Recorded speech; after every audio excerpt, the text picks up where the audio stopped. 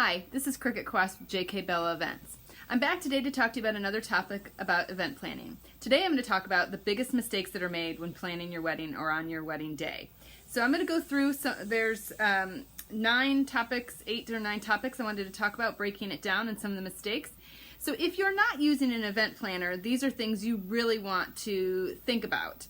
If you're using an event planner, you need to make sure that your event planner is on board and doing these things so that your day of your wedding can just be seamless and beautiful and wonderful and you're not stressing out. So the first thing that I want to make sure that you do is to make a timeline. If you're using an event planner, they probably will be doing this for you, but make sure that you've seen it if you are using one, and if not, then you need to make one. So your timeline will have everything, including when vendors are going to get there, when what time the ceremony is going to start, when people need to be there for pictures, so that everything is detailed and you know exactly what is going to happen on that day. So if you have a vendor that says they're going to be there at 1 o'clock with flowers, that if they're not there by 1:30, you have someone there calling. So your timeline, you also want to include contacts for each vendor and a phone number or 2 that you can get a hold of someone. Things happen, and we understand that, but we need to make sure we know what's going on as well, so that it doesn't come time for the wedding and there's no flowers. So, and also when you're making that timeline a week before, well, probably 2 weeks before, you want to call those vendors and make sure that everything is taken care of, what time they think they're going to be there, and it may be that your venue has a specific time that only vendors can be there. So you need to find all that out, and then mark that, and then a week before, double check with your vendors to make sure that they really are coming at the time that they say, or that you want them there. The second mistake that people make is that they don't designate who's doing what. So in your timeline, it will probably say who is doing what. If you have someone that is going to be decorating tables, who's doing that. If you're, a mistake that has been made in my experience that didn't think about was who is going to take all the gifts at the end of the night. If it's the bride and groom, we need to make sure that they know where it is and that someone can help them put gifts in the car. If it's family member, then we need to make sure we know who that is as well. Simple little things that if we have designated beforehand, it's not a big deal. But if we don't, it's I've had it happen where gifts were taken back by bridesmaids and groomsmen and a couple things were lost. So make sure you have things designated and it'll make the day run so much smoother. Another thing is when the bride and groom are so busy talking with everyone, sometimes they forget to eat.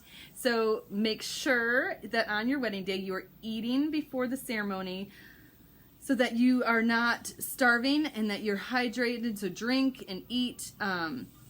And then during the reception, then make sure you have designated somebody that can actually make a plate of food for you. If you're having a buffet style, make sure that you are eating because you need that energy. It's been a long day and you have a lot of people to talk to, so drink lots of water, make sure you eat food, otherwise you may regret it.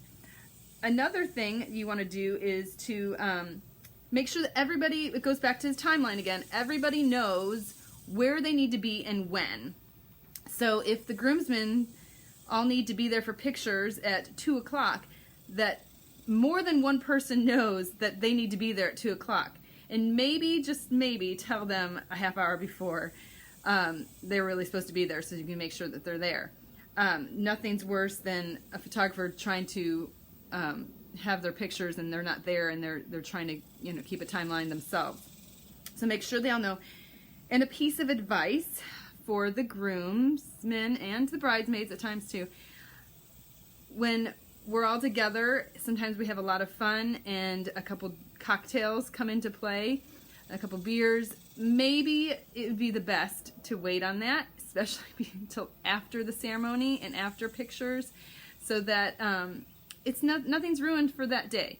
So I understand, have a good time, and but just maybe don't drink a lot before. I've seen it happen, so it's just best to wait on that. The other thing is, when you are checking with all your vendors, you want to make sure that the music you have has a backup plan. If you're using a DJ, do they have more than one speaker in case the speaker doesn't work? Do they have more than one cord, more than one mic? And also, a lot of companies that have DJs will have a great amount of DJs that they contract out. If you do that, you want to make sure you know who your DJ is going to be, that maybe you've been able to talk to them beforehand.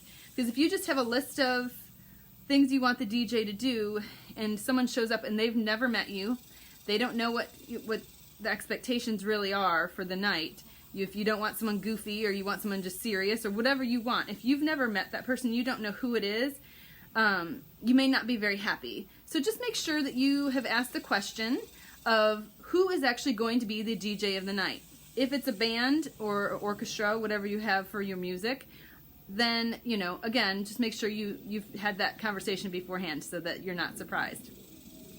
The other next thing is, when giving toasts, don't forget to thank the parents if they have been a great help to you. Even if they haven't been, they raised you. They did the best they probably could.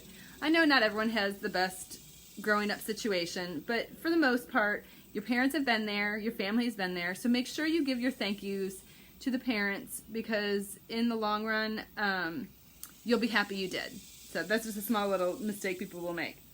Another big one is to ask your venue lots of questions.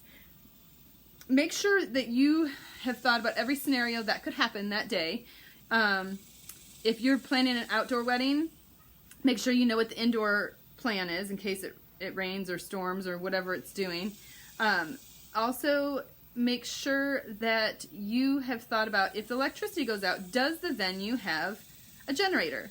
What's going to happen with the food? What's going to happen with your music? You might need electricity for the DJ and the speaker and everything else. So just make sure you ask these questions. If a venue has no plan, I would ask these questions when you're actually deciding your venue. But if they have no answers for you, you may want to rethink where you're having your wedding or your reception. If you're having it at more than one place, if you're having a church and a reception place, again, ask a lot of these same questions. What happens if electricity goes out? What happens if this, that, the other thing? Think of every scenario. If you've thought of those questions beforehand and you've gotten your answers, most likely nothing's going to happen, but at least you're prepared. So be prepared. And then the last piece of advice I can give you, one of the biggest mistakes, is that often the bride, the groom, the mother of the bride, mother of groom, whoever, is worrying so much about the details that they can't enjoy the day. So have things designated so that you can enjoy your day, that you are not having to worry about anything. Don't worry. Focus on what's the most important thing of the day, and that is marrying your partner. So have a good plan in place, and everything will go so much smoother. So really, talking about all the mistakes that can happen, it really all goes back to planning, planning, planning. If you're not going to have an event planner or a month of coordinator, you need to think of these things. And again, if you do hire one, which I highly recommend, not just me, just anyone in general, make sure that they've done these things too. So I hope this has helped. If you want to go back, I have other videos that talk about, are great. First being the A's of planning. It helps detail, think of things that you might not think of in planning an event. What to wear, hairstyles, and being hair ready. So I hope you go back. Please subscribe to my videos and share with others. I will be doing at least one a month. And so I hope these have been helpful, and leave a comment if you'd like. And I will see you in the next time.